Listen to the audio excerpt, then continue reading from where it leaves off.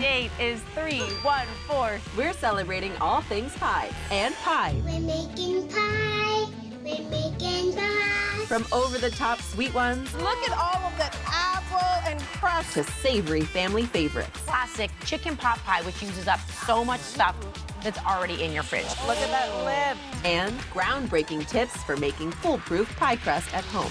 You do know what you're doing. That's next. Let's dish. The kitchen has always been the center of my world because life is more delicious when it's full of food and fun.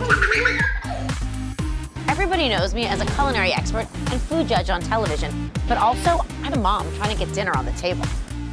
From Hollywood to home, I bring Southern sweet and Caribbean heat, and I'm not afraid to stir the pot. Good food, good friends, good dish.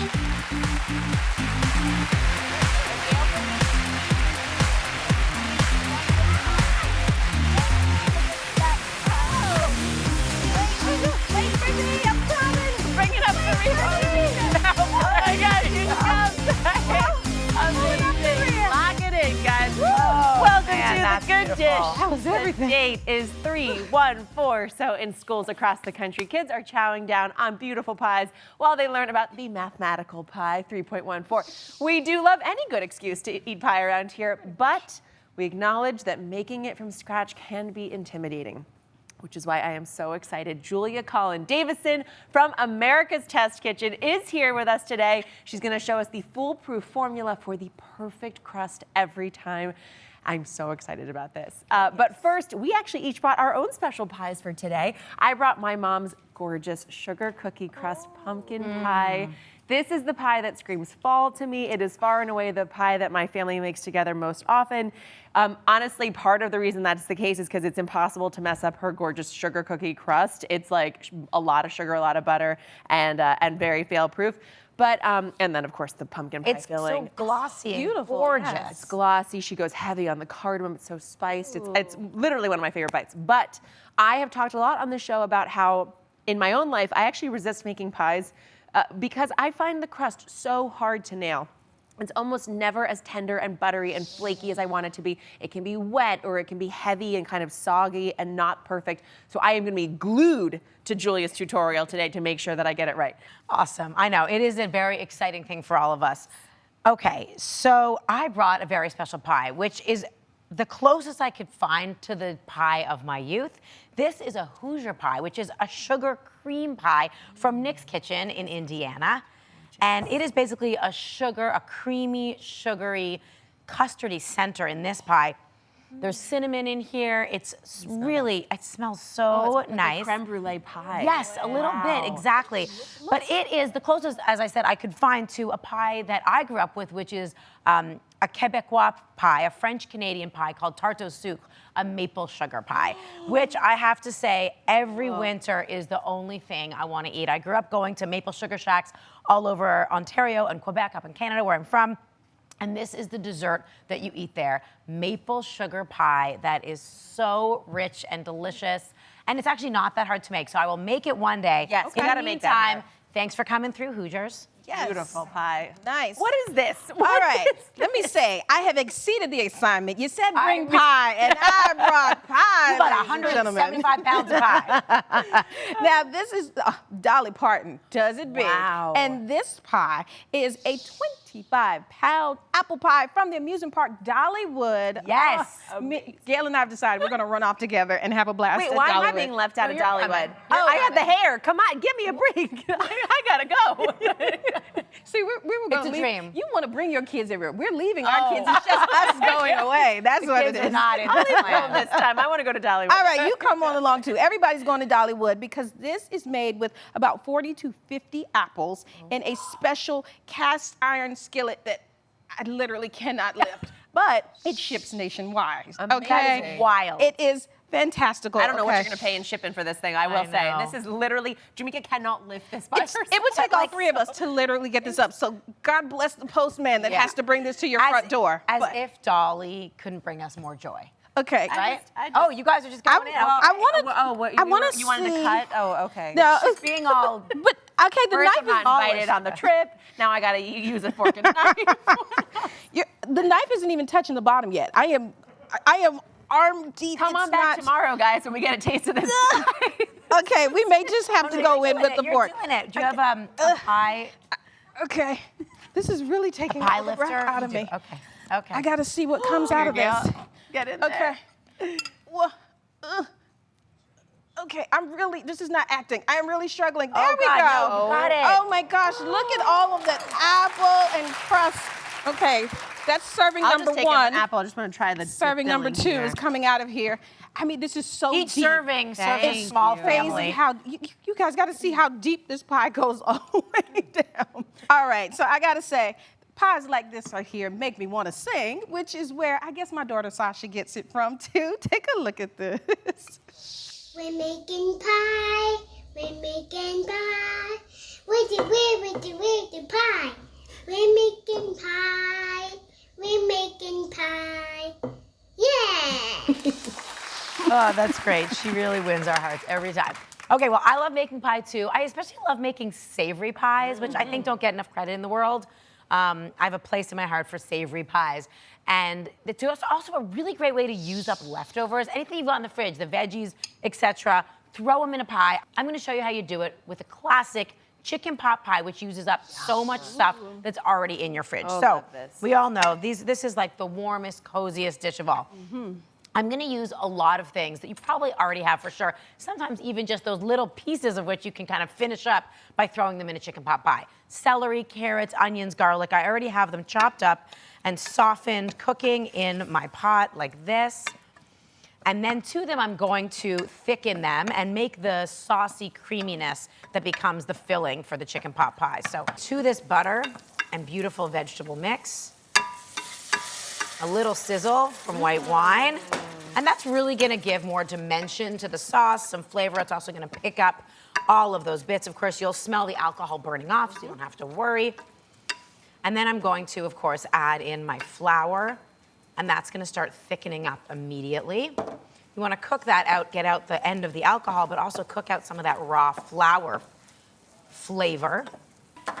And then I'm going to start adding some chicken broth here. And this is sort of making that roux-like consistency that's going to give the velvetiness to this filling. Warm broth you're adding here. Yes, warm chicken broth, of course.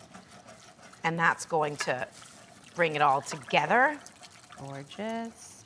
You can see that it starts to cook out. It starts to simmer a little bit, and it really starts to thicken up, take on that beautiful golden color. And that's where I'm going to add a little bit of half and half here. Okay. And simmer that down too. And that's gonna give it that final velvety, beautiful touch. Of course, I'm gonna remember to season it. A little bit of black pepper. Yes. Smells good, Gail. And this is how the filling starts, and this is how the filling looks when it has all thickened up. You really want that creaminess. And then I'm gonna add in, those other pieces. I'm adding some frozen peas. Frozen peas are super sweet and delicious. And then, thank you, you've done such a lovely job. Get that all in here. have a tower of some chicken shredded chicken. Use a rotisserie chicken from the night down. before. And that's it. I'm gonna give it a good mix, and I'm gonna pour it into my baking dish. Ooh, don't let that piece of chicken go. Come on loose. back in here. Here we go. This is heavy. I'm gonna get a better grip. There we go. Oh, that's beautiful. Beautiful. And I love that you added the peas in after the fact, because a lot of times people add it in with like the carrots and that cooking it down, and it loses that color. And Yes, no, I need my peas to pop. They should. Peas should always You pop. can really just thaw them and put them right in. That is You right. don't have to boil them because they are Beautiful gonna color. cook while they're in here. The peas are secretly my favorite part of the pie. And then the puff pastry. And then let's do puff it. pastry. You don't have to make your own pastry for this. Frozen puff pastry is an amazing product that is so versatile. You're gonna roll it out a little bit, and then I'm gonna bring it over here to you to lie it on top. And then you're just gonna tuck the edges in. If you actually do it diagonally, there we it go. takes up more, exactly. And then you can just tuck the edges right in. It doesn't have to be perfect. No. As long as everything gets in there, that's all Exactly. that matters. And then I'm gonna do two things to finish it off. First, I'm gonna brush it with a little bit of egg wash. Oh yeah, will you bring that to me? I don't know why I was reaching over. Come on, long arms. I'll Thank get you it very to you. much. That was rude. I'm gonna brush it with some egg wash. And then I'm going to borrow your paring knife, Jamaica, and I'm gonna cut some vents into it for the steam to release. Yes. You don't have to be precious about it. Into the oven, 25 minutes at 400 degrees. You make sure you get Yeah, If she you got don't it in salt there. on that puff pastry, you are gonna miss it.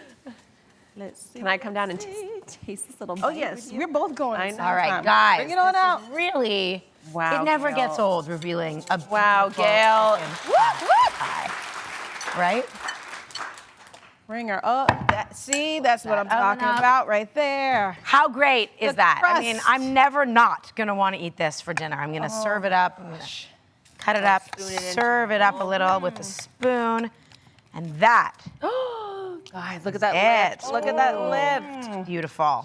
Perfect. Very much. I mean, and you know, it's something about chicken pot pie that never disappoints. It never gets old. No matter how old you get, you still want that comforting taste of I just need them to creamy see and deliciousness. your crust is so golden brown and crisp. Your savory interior is so creamy and luscious. It is so rich and filling. Everybody in the family loves this. Also, my kids love this. John and I are obsessed with pot pie. Oh, good job, And Gail. the peas pop. All right, they're good. That's it. You can get this full recipe at gooddishtv.com.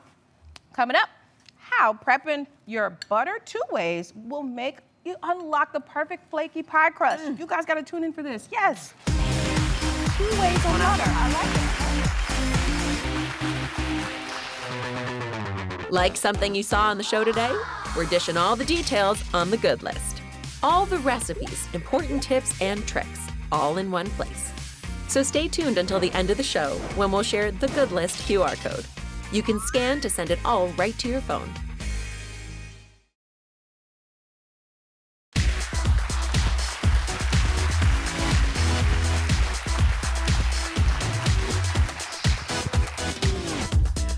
Welcome back to Pie Day on The Good Dish. Now, a pie is only as good as its crust. So right now, we're putting the focus on bringing you the most flakiest, foolproof foundation possible for your desserts. Joining us to offer her expertise is Julia Collin Davison from America's Test Kitchen. I'm so happy to be here. Thank you. Oh, my Steph, We've pleasure. been talking about your arrival for like at least a week. All right. We're excited about crust. Well, pie crust is really intimidating. I mean, it's just a couple ingredients, but how you put it together makes all the difference. Well, I can't wait for you to dive in because you really brought some kind of earth-shattering, groundbreaking tips for making beautiful, foolproof pie crust every time.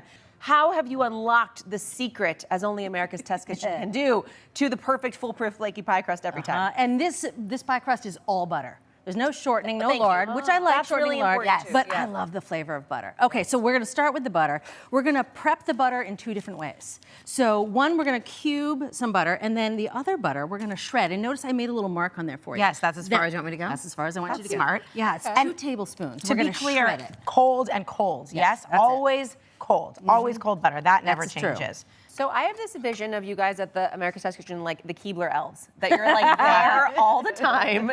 Not far off. I am a lot shorter than all of you already. How many hours of prep does this take? Like, how did you develop this recipe? How did that come together? Well, the recipes take about anywhere from a month to 2 months to develop. Wow. We cook them between 30 and 50 times. And but you make side by sides to see what works, what doesn't. And it's like people cook at home. You make something once and it turns out good, you make it again. You try something a little different, either because you didn't have an ingredient, better or worse, right? We do that with a much more scientific goal in mind. So different mixing methods, different oven temps, till we get it just perfect. Beautiful. Yep. I have to admit that recently we were looking to buy some new glass storage containers for our house. Oh, did know what you I'm see our talking about? testing? Yes. My husband and I watched a 25-minute video because my husband is that dedicated to the stylization and durability of our storage containers. Yes. I mean, you were like throwing them off a building. Yes. To make sure that. Oh, we would amazing. fill them with tomato paste or tomato sauce Yes. and push them off the counter. And we had splatter tests. That It was like sounds really CSI. Impressive. Anyway, It's a keep lot of going. I just work. had to. All right. Oh, okay. So we had divided the flour into 2 parts. That's 3/4 of a cup. We're gonna add that first. Add the sugar, tablespoon of sugar. Okay. and a little bit of salt. And so we're gonna make like a cookie dough. This is not like your traditional pie dough. You are gonna let it rip. Oh. We're just gonna let it go. Ready? And we're gonna make like a cookie dough. It's gonna be a solid dough. Yeah. So yeah, and I have another demonstration down there, and it'll show if we dyed this one color. That's what we'll show down there. So we're making a dough. We're actually waterproofing the dough at this point. The flour is getting coated. Oh, there we go. It came right together. Talk through that. What do you mean waterproofing? So the individual grains of flour are getting coated with fat. That way they won't absorb water and make gluten. That's how you get a really tender crust. So cool. I love it. You can see it's like cookie dough, right? So then we're gonna break this up into some pieces. Okay, now add that other flour. Does that also help sometimes when the center gets like soggy in the middle of your dough when you bake it? You want it to be brown and crispy all around? That's a baking issue. Oh, okay. Yeah, All yeah. right, we're gonna get there. Sorry. That is, you want to either use a metal pan and put it on a preheated baking sheet. Okay. That'll cook that. Is that your preferred pie dish, metal? Yeah. Okay. I mean, I love glass because you can see it. Right. You can see when it's done, but the metal means you can put it on a preheated baking sheet, and that really just bakes the heck out of a crust. Okay. Okay, now we're gonna pulse. Okay, so see, I just pulsed that Interesting. And so That's the dough that we know. That's the crumbly pea butter dough. Yeah, so that flour that you just added in, that is gonna make gluten because that's not waterproofed. Okay. All right, and now the grated butter. Now the braided butter goes in. Again, this would be frozen. So this is where you get those flakes of butter. That is fascinating. And it's okay to use your fingers here, even though they're going to warm everything up. I have hot little hands. I know. I usually, I know. That's what they say. I'm a hot little Keebler. All right. So now the benefit of this dough is you can add a ton of water, and the more water you add, the easier it is to roll out. So do you want to add? We're going to add a whopping 4 tablespoons. Oh, wow. Quarter of a cup. Yeah. If you think about old-fashioned doughs, they try to limit the amount of water because that makes it tough. All right. And, let me emphasize, it has ice cubes in here, so you want ice cold water. Is that the trick? Another trick there? That's it. And, well, that will help keep the butter cold. Yep. Yes. And you know one what? stage helps another along. That's it. I like it. And you know what works well here is a fat separator. Because you put the ice water in, you can just pour off ice water, not ice. Right, not the ice. Yeah. Because I also really need another purpose for that fat separator that I only use twice a year. Store your fat separator. Because it's like I use it for the turkey and I use it for like the occasional brisket, and then I'm like, and then what do I that's do it. with that thing? This is the TikTok trick. Do you learn anything from TikTok, or you watch it and you're like, oh my gosh, what is I going on? learned how to dance on TikTok. Yeah, But Things that you do are Yeah, I fascinating. learned this as a teenager working in a bakery because I have hot little Keebler hands, right? So you just use the plastic to help you shape it. Straight up that you're not putting your hot Keebler. It's so sorry that we're on hands on the dough. So now we have to, obviously, you can guys feel that. It's really soft. You can tell how easy that is going to be to roll out. Yes. Yeah, but you have to let this rest in the fridge at least 2 hours. Okay. It can go in the fridge for up to 2 days, or it freezes for up to a month. It freezes like a dream. I bet. So if you make one, make a couple, and then you can make tarts and pies all summer long. That is perfect. Okay, explain this, what you got going on over here. Yeah, so you remember that first dough I made that looked like cookie dough? This is rolled out pie dough, obviously. We dyed that pink. You can see sort of the striations of the flour and the butter. That shows you how you're gonna get flakiness. So that's the distribution of the 2 doughs. It's 2 doughs in one. So the pink is the first dough, and the white parts was the second part that you added in. That's it. And so that's what it looks like when it's rolled out, and that'll give you all those flakes. Julia, genius. Changing lives. Okay, so now once it goes from, you roll it out and you put it in your pie plate. We've got one over here like this. Yes. You'll get it uncovered, and foil is your go-to. Absolutely. Use foil with this, and you'll blind bake it. We have some beans in here. You can also. Do you guys use beans or pie whites? Beans. They're smelly after a while, right? Yeah, well, and specifically back beans because I don't want to eat them. Really? Yeah, sometimes they're letting their house. Things. I've got a thing. It's a whole thing with her. Don't worry about it. But you'll bake this, about 350, 25, 30 minutes? Yeah, about 30 minutes with the foil, then you take the foil out. Did you stab the bottom or no? Yes. Okay. Look at you. Yeah. I'm sorry, I don't understand. This is an elusive unicorn for me. I gotta know. Then you take it out and you let it brown all the way around. Okay. That's it. And this just helps prevent the sides from slipping down. It's gorgeous. Yeah. All right, so now you've shown us how to create this perfect dough. This perfect pie crust. Can we finally taste this? I heard this is one of your favorites.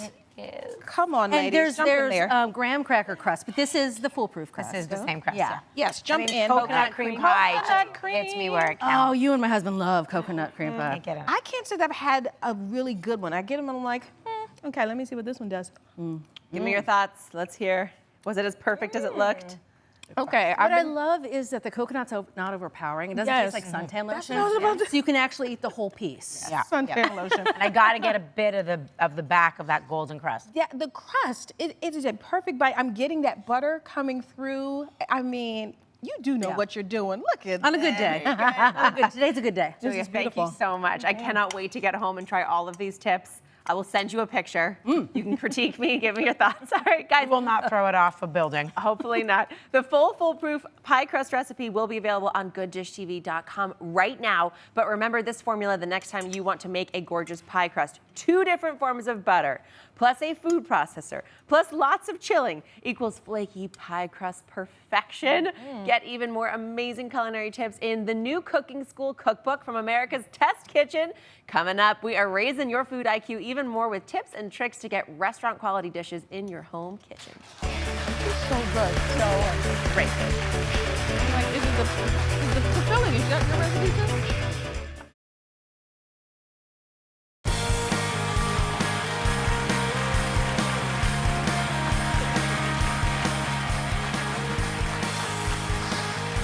Welcome back to The Good Dish. If you've ever struggled to make your favorite restaurant dishes at home, we have the answers you need. Because the authors of the new book, Food IQ, Matt Rodbard and Daniel Holzman, are here today, and you're in for a treat. Food IQ is the latest addition to our Good Dish book club, which is really exciting because it is so packed with food facts and knowledge that you're all gonna wanna use. Matt and Daniel are both super knowledgeable as a longtime award-winning food writer and restaurateur. They are the perfect duo for all the info that you're gonna give us today. I'm very excited to have you here. So let's dive into the reason for this book because it is like really so much info. Why was writing this book as opposed to like a more traditional cookbook important to you guys? You know, Gail, it's all about confidence. And, you know, confidence in the kitchen leads to confidence with grocery shopping, confidence with ordering at restaurants. So through these 100 questions, recipes, and answers, we're giving our readers the confidence we know they need. Oh, that's really nice. I feel like that's a very like earnest mission. Yeah, Right? real promise, this guy. Yeah, we try. You know, we try to have, you know, real promises, and we deliver on our promises. I think you do too. Yeah. All right, so now since this book is filled with so many good food facts and culinary tips that'll definitely increase your food IQ, let's get into some, shall we? let's do it. All right, so let's start with pie because we've been talking pies all day. Is it Pie Day today? It It is. is Pie Day today. Oh my In God. TV land. Pie Day is a good day. Yes. It's awesome. Yeah, so we all want to know and talk about like how to get the perfect crust, and you have a tip about that. Well, you know, we are into flours these days. We are into all the flours. And I think we think in the book Food IQ that almond flour is the answer to the perfect pie. Almond flour, because almonds give you that inherent crispy, crunchy texture. Who doesn't like an almond cookie? It's like an almond cookie crust. Yes. Crunchy almond cookie crust. Almond flour, I like that. That's a good tip there. Who knew? Yeah. It's really Who smart. knew? Yes. Apparently this guy. Oh, wait, this guy, the chef. Apparently The chef, yeah. Apparently you guys knew how to do it. And that's gonna help us all because the 3 of us are obsessed with crust. Okay, so what about pasta? Because I think that everyone goes out and eats their favorite pasta recipes at restaurants, and then you try to recreate them and they're like never quite as good. So what is the secret? I feel like the biggest mistake that home cooks make, in a restaurant, you cook the pasta in the water and you got your sauce heating up and then you put the pasta into the sauce and you finish it in the sauce. So you're literally like mixing and finishing and you have a chance to make sure that the pasta is perfectly cooked. You got to add some water. Yes. Hot water on the side. The water goes in, and that's how you get the sauce properly emulsified with the pasta so it's actually moist, not dry, and the pasta's perfectly cooked. And so what happens, because this has definitely happened to me where I know I have to save the water, but then I somehow drain the pasta and forget the pasta water. What do you think about that? Like, is pasta water the only thing that is gonna make this the perfect sauce? What we call it in the restaurant business, what do you call it? Pipe stock. Pipe stock. Straight Right. you know, Good old NYC tap. a little hot water from the tap is because actually the pasta water can be really, really salty. If you properly cook your pasta, you put a lot of salt in the water. If you put too much of that, your pasta can be over salted. That's actually A really interesting tip. It's nice to hear that sometimes you can just use like hot tap water. A big piece of the puzzle in Food IQ is we try and take those like, it's supposed to be salty like the sea, and define that so that people have a little more confidence when they're cooking. So we say it's a 1/4 cup of salt for every gallon of water. It's about 4 tablespoons of salt for every cup of water. Yeah. That way you know how much salt to put in there, and it's not just like make it too salt. You know, how do we know how much salt? Well, there's a recipe. Should be a recipe for everything. There's a recipe for everything, and there's also great go-along pictures. I was flipping through down here, and I am amazed at the amount of information, but also how intelligible and just like digestible you've made it. More great tips just like this coming your way. Matt and Daniel are going to show us how to make their incredible Oklahoma smash burgers with fried onions. This recipe will beat your favorite restaurant burger every day of the week. Don't go away.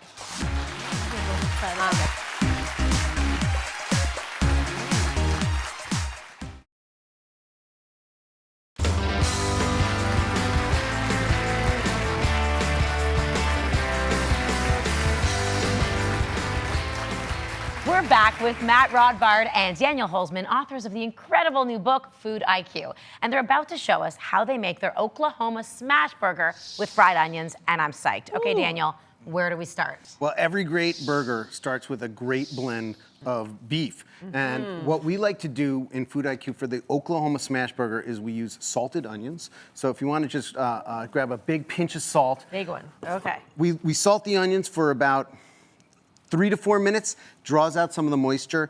They go in the pan first.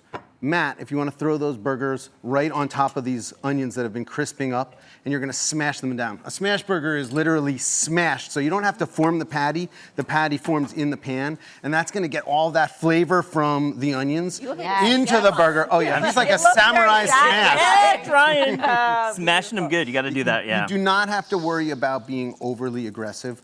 These guys are going to cook in 3 or 4 minutes. I mean, this burger literally can be start to finish a 5-minute burger. It's very, very fast. And it's my favorite burger because it's so moist. We flip it over. We throw a slice of cheese on each. Of course. American cheese. Yeah, classic. So we got to talk about one thing though, which is the smash burger is one of my all-time favorites too, because it's thin enough you can double stack it, which I think I saw you guys do. But it's also that you smash it before it cooks. When you smash a burger that has already cooked, you run the risk of squishing all the juices out. You don't want to do it. Smash it before it's cooked, and you're fine. You're like you're a real burger enthusiast, burger expert. Thank you. Not your first burger. So No, it's not. we amalgamate the flavor of the onions. Is that the right? Amalgamate. Hey, throw out those SAT words. Get them in here. Agent So, Chef. and then, you know, a double. The burger goes on top. Yes. It's gonna melt. The buns Potato right bun. on top. I love a potato bun. It's got a little bit of sweetness, Phenomenal. Go. right? So what do we got here? This is, you know, We got them. Come Got on, him. get Good to 'em. go. I feel like Come on, Don't waste down. We're gonna any eat time. these guys? Here, Yeah, we eat for real on the show. Oh, Thank for you, for Thank you. you, kind sir. In Food Have IQ a hot one. Have a hot one. that is so good. All right, you got to go back because you ran through it. Let's not miss that onion trick. By adding the salt, you pull out that moisture. It cooks down to a perfect caramelization and quickly too. Like, I love how you did that. Absolutely, drawing out the liquid just makes it crispy. And you want that crispy texture in your burger. It just takes it to the next level. You're leveling up your burger. And you smash it right in there so I don't get that onion falling off when I take that bite. I like that technique. Smash the onion right into that burger. That's good. So good. Oh my gosh. Oh, delicious. And this is, I mean, just by the way, just 3 minutes of sitting with that salt. Look at all the water that's come out. So you get pure onion flavor, gorgeous crisping, delicious juicy blend of meat. Smash it all to go to town. Amazingly delicious. Thank you guys. What do you say? A burger's so great, no ketchup needed. Now, hold the red gravy, ladies and gentlemen. I got that on your shirt. All right, good stuff. burger, guys. You can find Matt and Daniel's full recipe on gooddishtv.com. Big thank you guys for joining us today. All your yummy tips for making an amazing smash burger. And do make sure to check out their incredible new book, Food IQ. And for more info on the Good Dish Cookbook Club, for your chance to win a signed copy of their book, visit our Instagram at gooddishtv. Coming up, it's the Great American Dish Off. We scoured the country for the best pie. And we've got our finalists here. It's time to find out who will win and who will get pie on their face. Don't go away.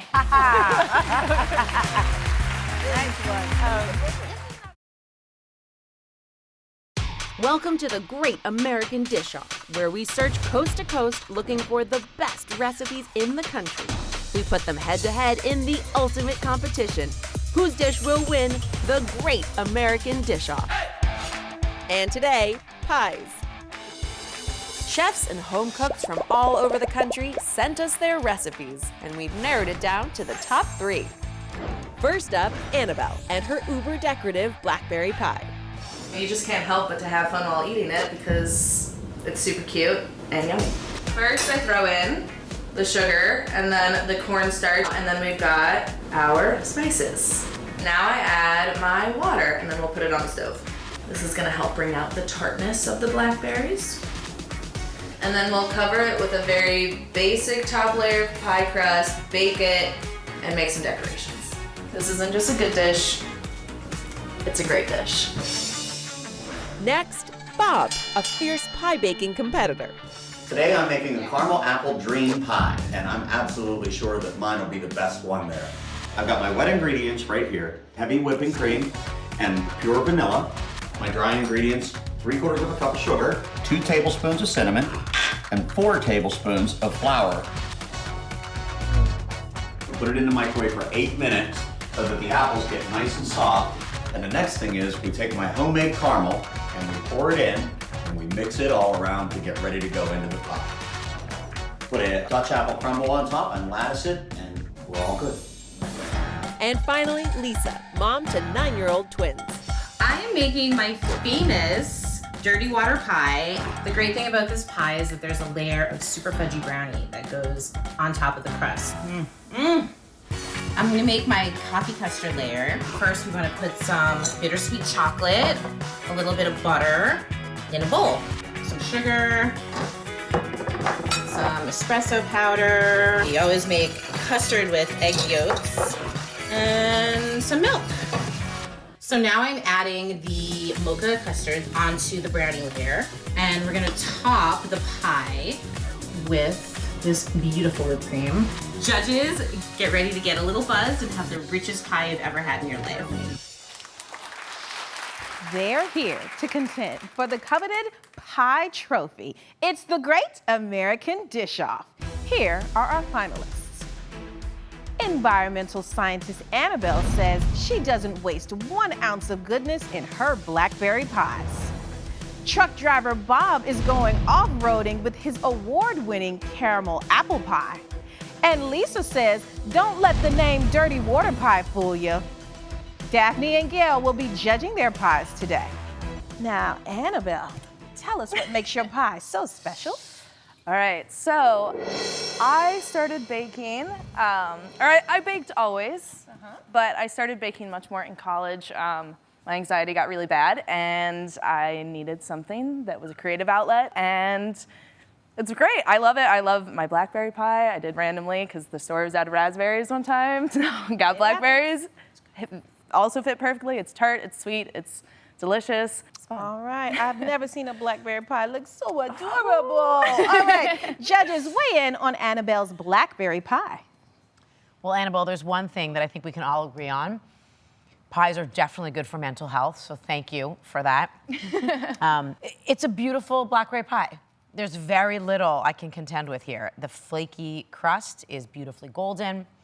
I love that it's not too sweet. I love that you let the flavor of the blackberry really show here. And I am hard pressed to find an issue with this pie. I mean, I think if anything, because this is really nitpicking, because there is so much real blackberry in there, it kind of weighs it down so the bottom, gets a little soggy when it sits. It's the nature of pie, but I'm not mad about it. All right, thank you, Annabelle. Thank you. Now, Bob, please tell us what makes your pie so special. Well, this is my caramel apple dream pie. A few years back, my grandmother was always the person in our family who baked our pies. When she passed, there was nobody left. She had the most wonderful apple pie, and I tried really hard to duplicate it. And then I combined some things because I could never make up my mind whether I wanted a traditional, what I call grandma's pie, or I wanted a Dutch apple pie. So I did a little bit of both, and I put them both together. When I got married, my wife told me that I had a wonderful pie, but it was ugly. So we came up with the idea of performing the lattice and the leaves, and that's her idea, and that's where we are. We started to do competitions together, and we just had so much fun with it that we just continue doing it. Oh, he legitimately wins awards. All right, it is a beautiful pie. Judges, does Bob's pie bake your breath away? Tell us. I gotta be honest, from its gorgeous, layered, buttery, almost savory crust, to its sweet, gooey caramel center, to its layered apples, to the crunch of the brown sugar on the top of the latticework, a phenomenally delicious pie. The only thing I would say is that it's, again, to nitpick at the highest level, because you have nailed 99.9% of everything here, is that there is a lot of moisture going on, and I think in certain places it does, occasionally get that sort of solidification, as opposed to the lovely, juiciness that we have down here, and then the crunch and the crispness of the crumble topping and the layering of the latticework. But it is a gorgeous pie. Well, Bob, you've got layers and a good lattice. All right, so the competition is heating up, and we've got to show Lisa's dirty water pie. Oh, we've got to give it some love. Plus, who will be the winner? That's up next.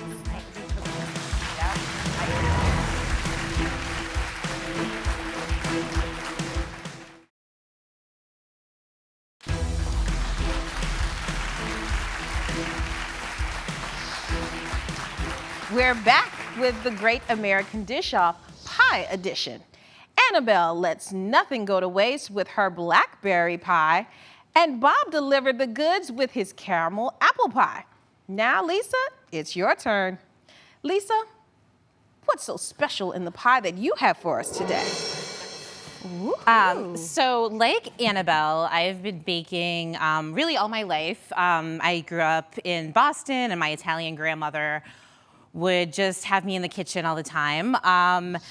And I kind of honed my skills in college. I started baking brownies and selling my brownies. So this pie kind of combines all that. It's called the Dirty Water Pie, named after a song about Boston, Love That Dirty Water. And my family summers in Maine. We have an ice cream store that has a dirty water flavor that has coffee and chocolate cookie and hot fudge running through it.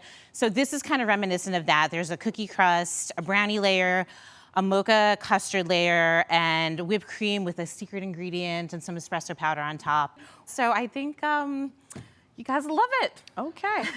Clearly, I should have been studying pies in college instead of reading. Okay, so judges, weigh in on Lisa's dirty water pie. This is messed up. Yeah, we are messed up in here that you would do that all three of you would do this to us. Talk like a nice civilized person, Gail, because this is so delicious. Right. It's ridiculous. All we can say is bring me the dirty water. Who knew that's what we needed this morning, afternoon? I don't know what time it is. This pie is so good. It's got all the things. Everything you said you taste, but it's so rich. It's so chocolatey, but it's not too sweet. That's what all three of these pies nail, truthfully. Flavor and not relying on sugar for that flavor. All three of them, but this is like death by chocolate at a whole other level. Can we talk about this meringue topping also? There's like a slight, I want to say it's like rum or like some cognac. What is it? Brandy? Coffee liquor. Coffee liqueur. Yes, Okay. the secret ingredient running I through was like, that. there's like She knows. alcohol coming. Yep. Just a little. Just the fact though that 'Cause, it's meringue and not whipped cream was like such a beautiful treat because it's so light and airy. Oh my And God. There's nothing like a tipsy Bostonian. Okay. Thanks for making our job so hard. Yeah. All right, thank you, Lisa. The judges are giddy with all three pies, but it is time to confer and choose the winner of today's Great American Dish-Off. I've never seen them so excited about one category before.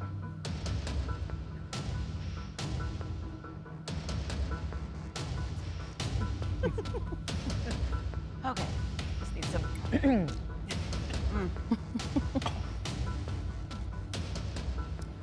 Begrudgingly, we have reached a decision. And even though I will finish all three pieces of my pie, the winner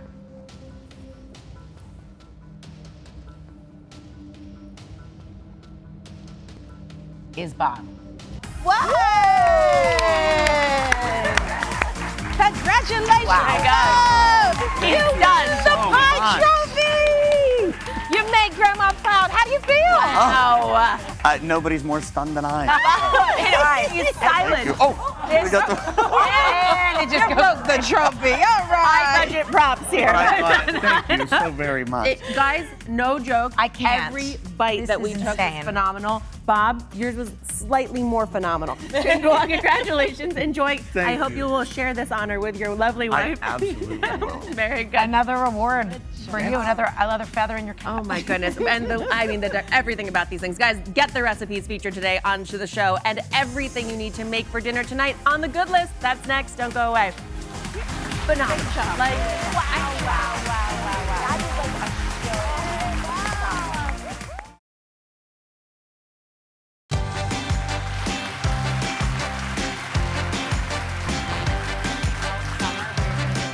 a hell yeah. running miles. Yeah.